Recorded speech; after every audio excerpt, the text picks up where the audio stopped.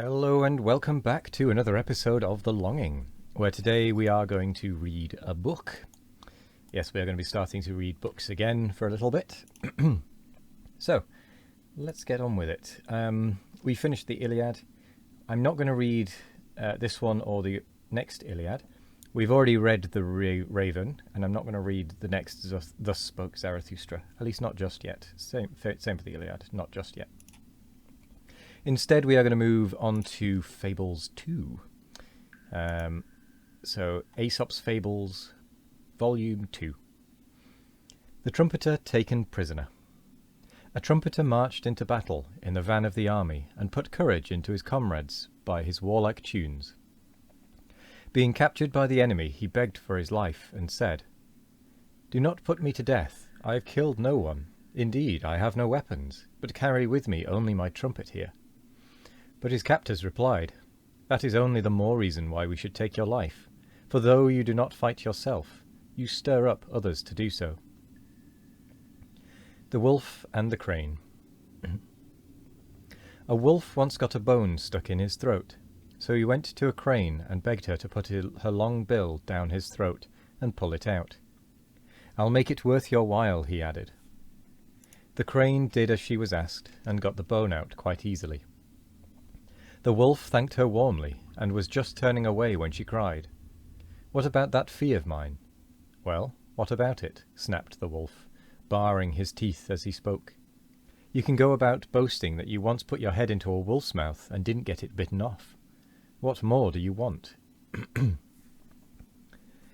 Eagle, the Cat, and the Wild Sow. An eagle built her nest at the top of a high tree. A cat with her family occupied a hollow in the trunk halfway down, and a wild sow with her young took up their quarters at the foot. They might have got on very well as neighbours had it not been for the evil cunning of the cat. Climbing up to the eagle's nest, she said to the eagle, "You and I are in the greatest possible danger. That dreadful creature, the sow, who is always to be seen grubbing away at the foot of the tree, means to uproot it, that she may devour your family and mine at her ease." Having thus driven the eagle almost out of her senses with terror, the cat climbed down the tree and said to the sow, "I must warn you against that dreadful bird, the eagle.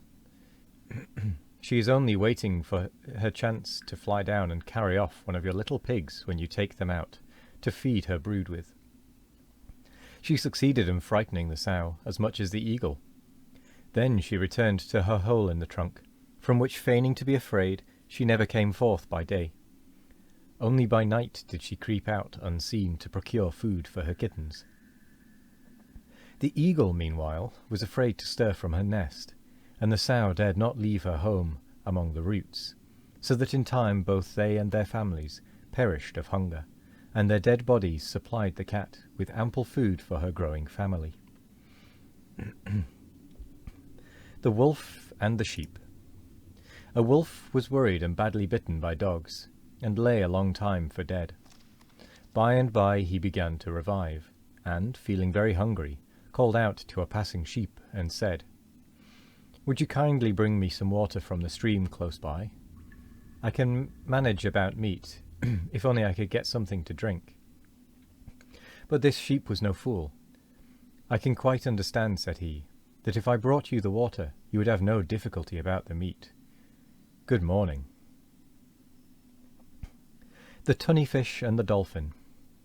A tunny-fish was chased by a dolphin and splashed through the water at a great rate.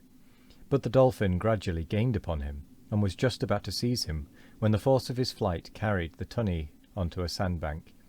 In the heat of the chase the dolphin followed him, and there they both lay, out of the water, gasping for dear life. When the tunny saw that his enemy was doomed like himself, he said, "I don't mind having to die now, for I see that he who is the cause of my death is about to share the same fate." The Three Tradesmen. The citizens of a certain city were debating about the best material to use in the fortifications which were about to be erected for the greater security of the town.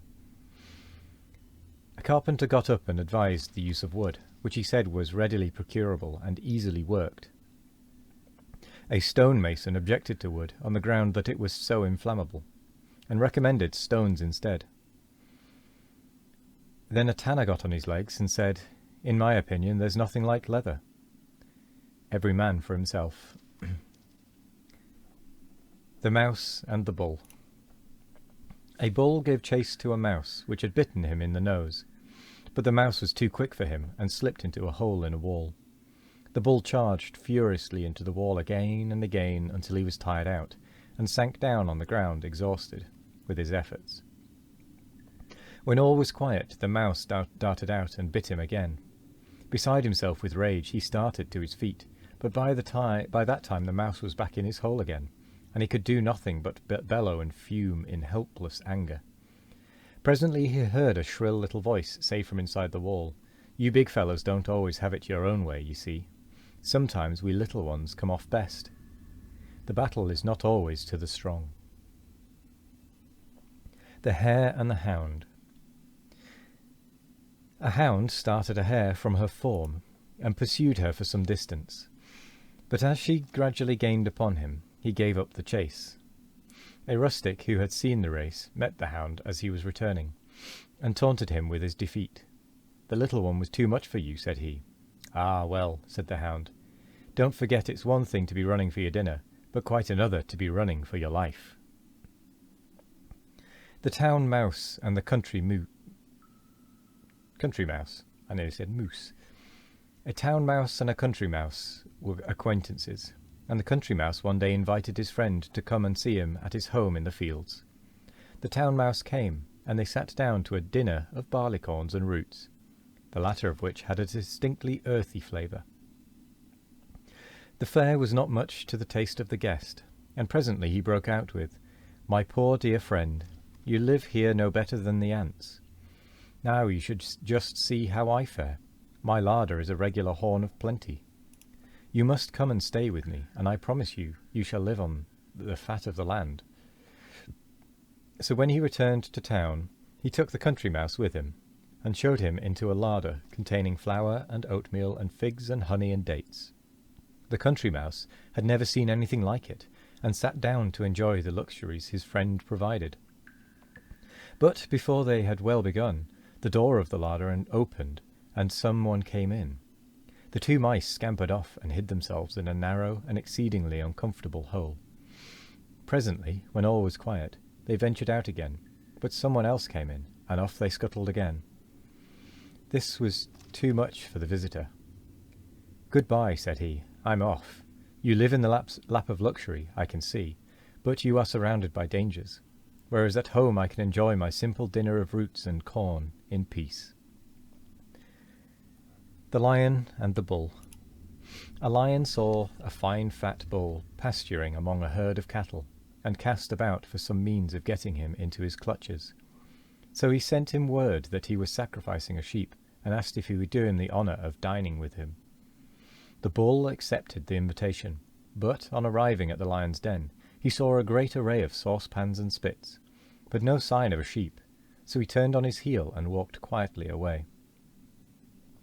The lion called after him in an injured tone to ask the reason, and the bull turned round and said, "I have reason enough. When I saw all your preparations, it struck me at once that the victim was to be a bull and not a sheep."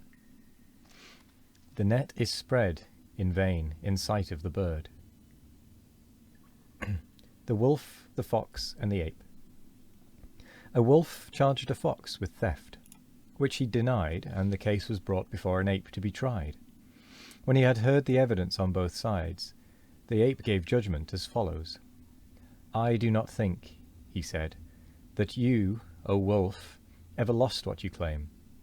But all the same, I believe that you, fox, are guilty of the theft, in spite of all your denials. The dishonest get no credit, even if they act honestly." Let's see how long this one is. It's not that long. The Eagle and the Cocks. There were two cocks in the same farmyard, and they fought to decide who should be master. When the fight was over, the beaten one went and hid himself in a dark corner, while the victor flew up onto the roof of the stables and crowed lustily. But an eagle espied him from high up in the sky, and swooped down and carried him off. Forthwith the other cock came out of his corner and ruled the roost, without a rival. Pride comes before a fall. And with that, we actually come to the end of the episode. So, thank you very much for joining me today. I hope you all have a wonderful morning, evening, afternoon, or night, no matter what time of day it is. I hope you all have a wonderful one of it.